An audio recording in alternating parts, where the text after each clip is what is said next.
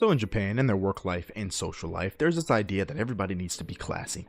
And let me just come out and say, I enjoy classiness. I enjoy a person being proper. I enjoy people not being loud and obnoxious and generally annoying other people in society. And the way that I define class, or I look at class, and I feel like this is a pretty objective assessment, is you being polite to other people, existing within your bubble, and when you interact with other people's bubble, you continue to be polite.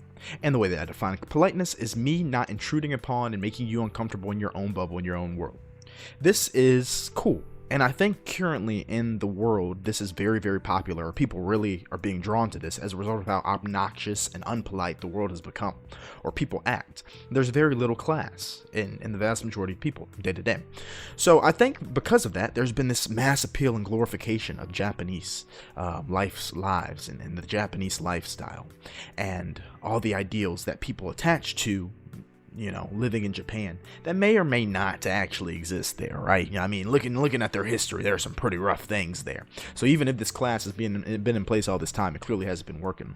But this also manifests itself in their art. It manifests itself in actually negatively affecting the people's lives day to day, since they feel like they have to do certain things to fit in and to fit in with the culture that they're born into. And it also manifests itself in anime, in the characters that we see over and over and over again. And again, I'm not attacking Japan collectively. I think class is something that, just like the rest of the world, whether they've realized it or not, or they've been able to voice it or not, is something that's very rare now. It's dying out. And the fact that Japan has it in droves is very attractive. Oh my gosh, look at the society where people are so polite and they talk to each other. And I mean, they don't talk to each other to not make people uncomfortable and this, that, or the other. But again, this manifests in low birth rates, extremely high rape rates, and other things like anime and their designs for anime that just aren't the best. And now we live in this globalized society, this globalized world, and I feel like a good chunk of the people who are watching anime and manga are no longer Japanese. That being said, it makes sense that if you want to make something for the Japanese population, you'd make your characters look like the vast majority of Japanese men, which is pretty much white and then black hair. So that makes sense. And also, not wanting to stand out, not wanting to make a character that's impolite, not wanting to make a character that gets banned, since they have some crazy censorship going on in Japan right now. So making him very generic, very copy and paste is a good way to fly under the radar with whatever story you're trying to create.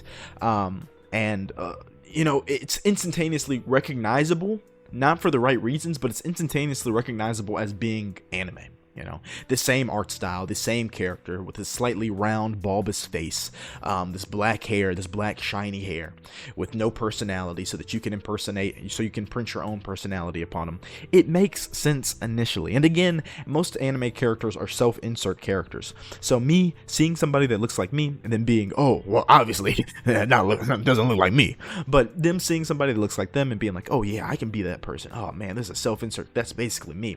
Feeling that way while they're watching these super generic animes makes sense. Only initially, though.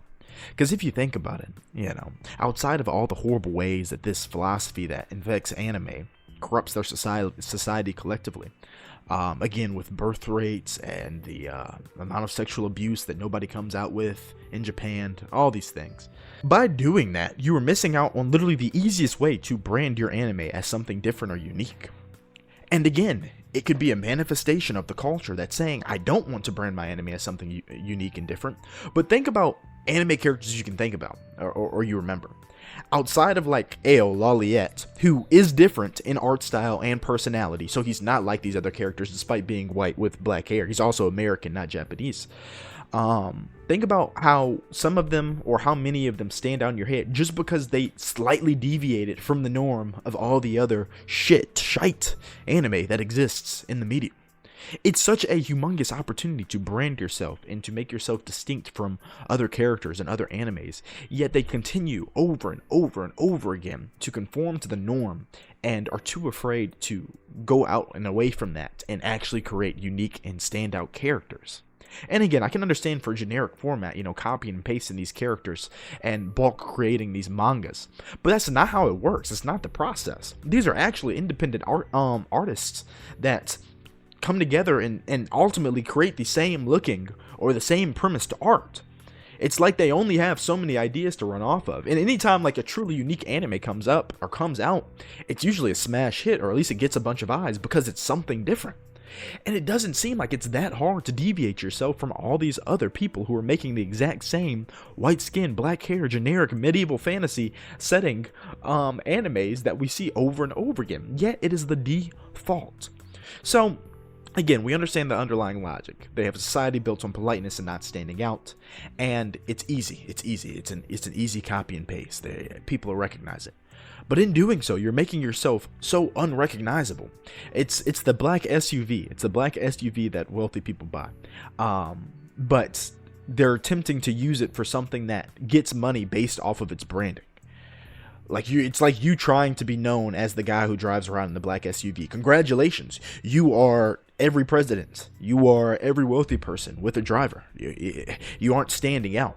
That is done so you don't stand out. So how can you expect anything else? How can you expect your anime to stand out in any way?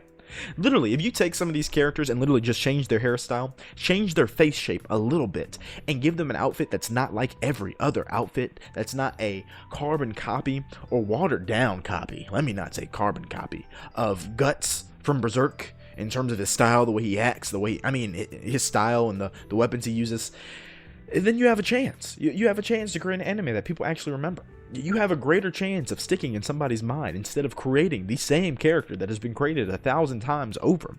The same character that's been lived through. And I'm attacking Japan right now, but Korea is even worse. Oh my gosh, the manhwas are literally copy and paste in bulk. I don't even understand how people are actually writing. There must be some like animation software that they use to create their manhwa art. Because there's no way somebody is sitting down and writing these panels day in and day out and literally creating the exact same characters over and over and over again with the exact same stories over and over again.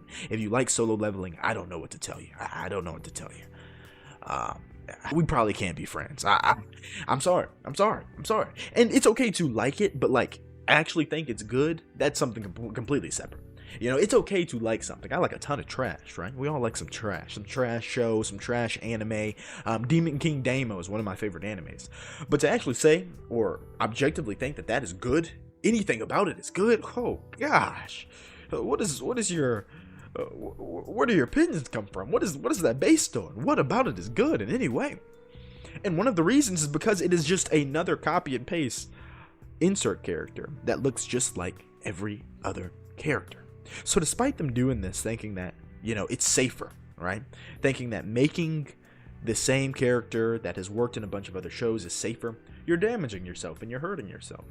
So to simplify the video and to get back to the answer and the original premise of the video, since I went off a little bit, they create these characters because they believe it's a safe option. To a certain degree, it's like revamping a franchise that you had in the past. Everybody knows it. They know what it looks like. They know what it's going to be. They know there's not going to be too much. Well, I can't even say there's not going to be too much offensive stuff. They go crazy with some of these white skin, black hair, generic animes. But they know what they're going to get when they click on this. Is going to be a self-insert character. They can basically remove the face and the body of the main character and have a floating sword, and it would be no different. So they assume that that's going to be enough for people to click if they want that slot. But simply by varying your anime character a little bit, you can go into a new category. And I also believe that there are many things within their society that support or try to push them towards creating identical characters or characters that don't stand out from the norm, that are copy and paste, that don't question anything, that are no different from anybody else. Anybody can insert themselves into this character. Let's avoid individuality and identification, because that is painful for us as a society that's based on class, and it just doesn't make sense to me. It just doesn't make sense. But I do understand that that's their logic. That's their reasoning behind it. It still doesn't make sense, and I hope I make my point clear as to why. You have a good day.